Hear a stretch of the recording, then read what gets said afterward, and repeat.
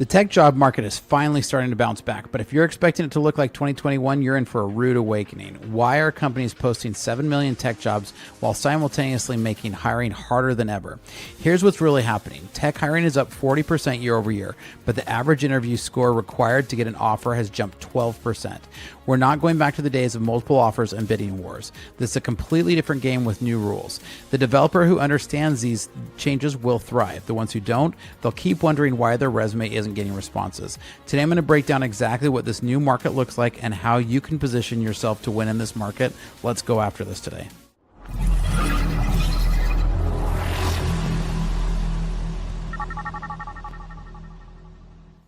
Welcome to Startup Hack. I'm Spencer, and here at Startup Hack, we love to train software developers in our licensed coding bootcamp, as well as to build custom software solutions for companies. With a decade of executive leadership as a fractional CTO and 25 years in software development, I've mastered transforming tech teams and products. All right, today we're diving into the reality of 2025 tech jobs and what the market looks like. After 2 years of layoffs and uncertainty, hiring is finally starting to pick up, but this isn't your 2020 gold rush comeback story. This is something entirely different, and understanding it will make or break your tech career. So tech hiring is up 40% year over year, but companies are being incredibly picky about who they're hiring. The average technical interview score required to get an offer at a major company rose 12% in 2024. They're raising the bar. Over 7 million tech jobs postings have recorded with a 33% month over month increase, but most are for super specialized roles. Part of the reason you can't find them is because if you're just looking for software engineer or some of the basic ones, you're not going to find these. You got to dig into AI engineering and some of these other type of specialized role. The old spray and pray approach to job applications is completely dead. You need laser focused targeting now. Companies learned during the layoffs that they can be more selective, and they're not going back to desperate hiring. This isn't the gold rush of 2020, 2021, when anybody with basic coding skills could get multiple offers. Now, 26% of tech job postings now require AI expertise. That's a 98% year-over-year surge that shows no sign of slowing down. 87% of hiring leaders list AI experience as valuable, making it more important than traditional programming skills. Companies are boosting pay by 44% for workers with AI and machine learning skills. The premium is real. When I started some of my businesses in the past and focused on core technologies, but today's equivalent would be AI integration from day one. Now, a lot of different language skills are important, but AI skills are super critical.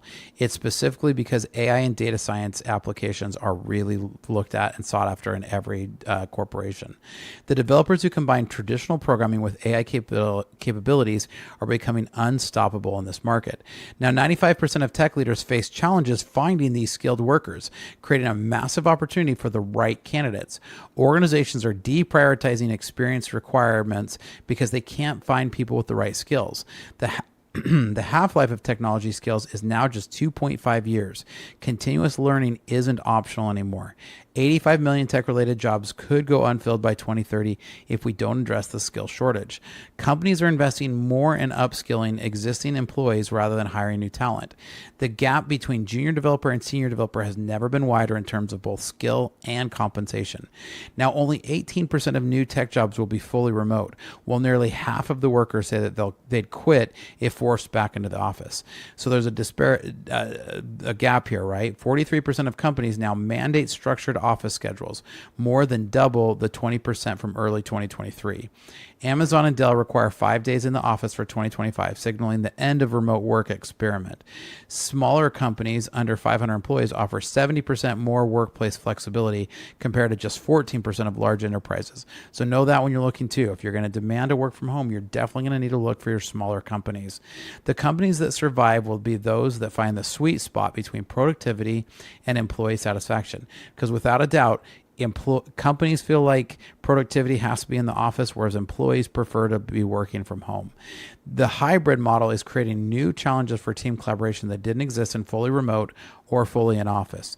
Now, if your company needs help implementing software development and connecting your systems, reach out to us, because here at Startup Hack, our specialty is connecting systems. Check out startuphack.com/Spencer because we'd love to help you out.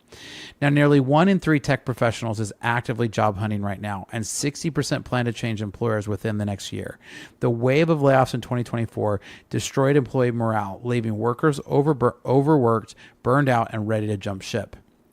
37% of those laid off in 2022 still haven't found new employment in tech. And this is a historic high that creates lasting trauma. Companies that treated employees poorly during layoffs are now struggling to retain their remaining talent.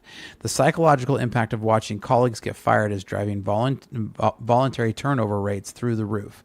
Smart companies are realizing that retaining talent is more cost effective than constantly hiring and training new people.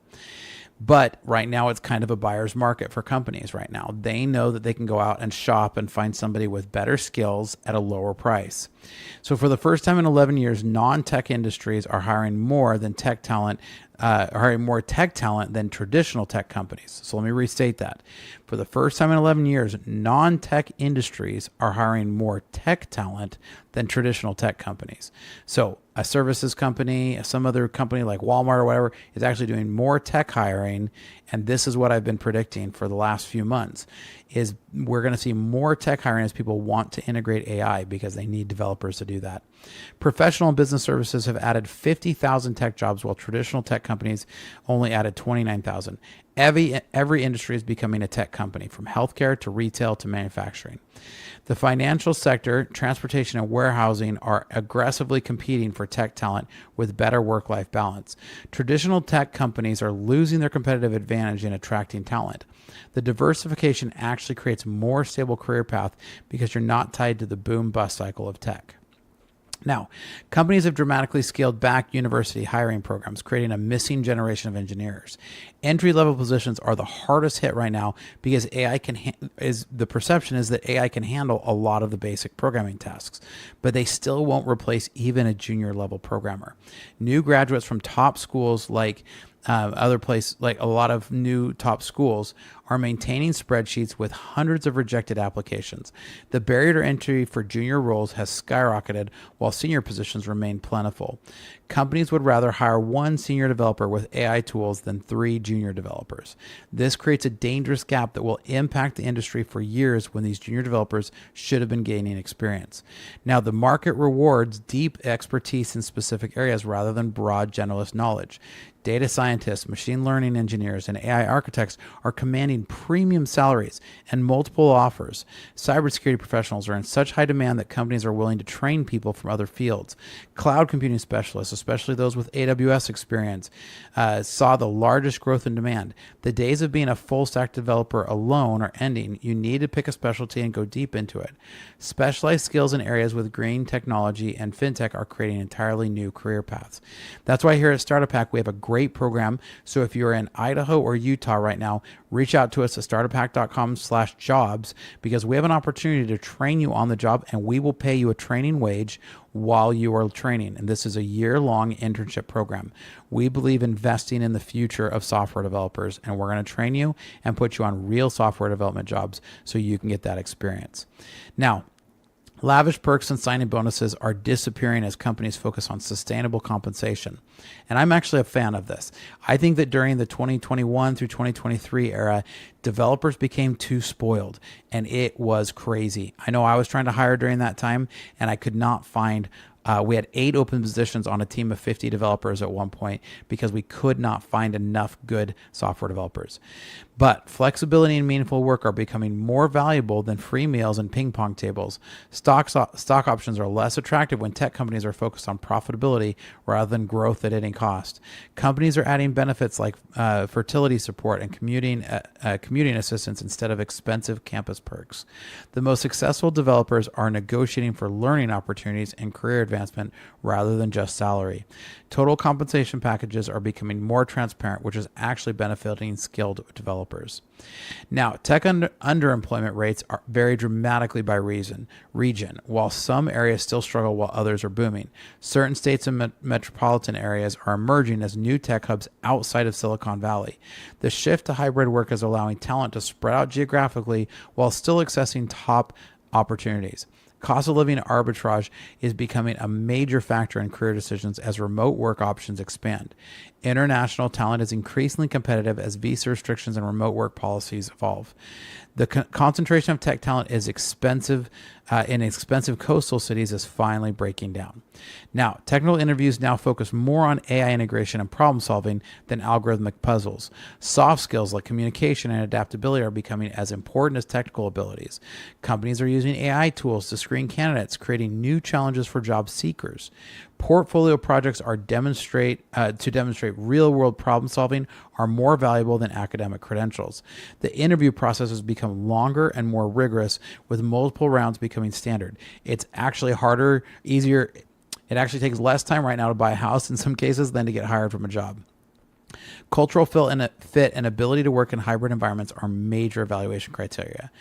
So the most successful developers are those who can quickly adapt to new technologies and frameworks.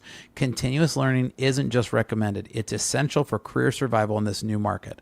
The companies that invest in employee development are attracting and retaining the best talent. Cross-functional skills that bridge technology and business domains are becoming increasingly valuable. After a long time in this industry, I've never seen such a premium placed on the ability to learn quickly and adapt. The developers who embrace this new reality and position themselves as lifelong learners will thrive in ways that aren't possible today. Now, what are your thoughts? Do you agree? Do you disagree? I love to have a great discussion. So hit me up in the comments down below because I answer all of them personally. Here at Startup Hack, we love to train software developers and to build custom software solutions. We offer some great services to help your company work like a well-oiled machine. So check out startuphack.com/Spencer and here's some great information. Hi, my name is Spencer Thomason and I'm a fractional CTO. With over a decade of executive leadership and a solid 25 years in software development, I've mastered the art of transforming technology teams and products. So what is a fractional CTO? This is where you can contract someone like myself to come into your organization and get the benefits of a seasoned CTO without having to employ me full time. In today's fast-paced world, efficiency, security, and product scaling aren't just goals, they're necessities. My passion is building impactful products and enhancing organizational efficiencies through technology. From startups to small businesses, my approach leverages lean methodologies to not just meet but exceed your strategic goals. Whether it's through executive mentoring, cloud system architecture, or launching a minimum viable product swiftly, my aim is to make a significant impact right from the start. Recognized in the Arizona startup ecosystem, my journey has been about creating value and fostering innovation. I have led technology for companies like GoDaddy, SRP, and Wells Fargo and turned challenges into milestones. I've taken this learning and launched 7 of my own brands, and now I want to help you. So if you're looking for a fractional CTO who brings a wealth of experience, strategic vision, and a proven track record, let's connect. Together we can build technology that not only drives your business forward, but also makes a difference. Technology leadership redefined to fit your needs. So reach out today.